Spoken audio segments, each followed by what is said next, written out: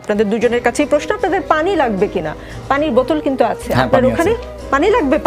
পানি আছে, হ্যাঁ, এরকম একটা বোতল আছে। মুগ্ধ আমাদের জন্য অনেকগুলো পানির বোতল রেখে গিয়েছে, সেই পানি এখানেও আছে। অগাস্ট মাস আমাদের শোকের মাস।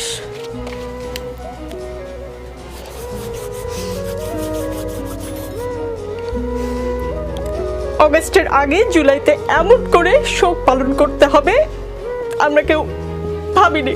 কিছুক্ষণ আগে আপনাকে একটা ঘটনার কথা বললাম, আপনি শুনেছেন। আমি আশা করি মাননীয় প্রধানমন্ত্রীকে আপনি এই ঘটনা বলবেন, কি হয়েছে একজন শিক্ষার্থীর সঙ্গে।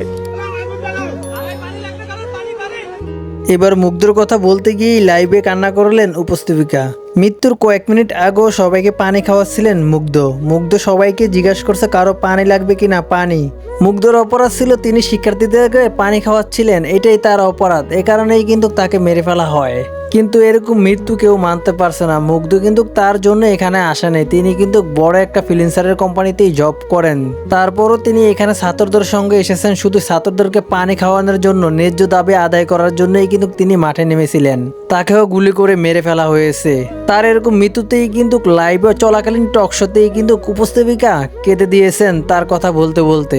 সরকারি একজন মন্ত্রীর কাছেই কিন্তু তিনি বলেন, আপনি প্রধানমন্ত্রী শেখ হাসিনাকে গিয়ে বলবেন মুগ্ধ কি অপরাধ করেছিল সেখানে। তিনি তো পানি বিলিয়েছিল সবাইকে, তাকে কেন মারা হলো, এর দায় কে নেবে? মুগ্ধর মতো আরো শত শত প্রাণ জড়ে গিয়েছে এই আন্দোলনে।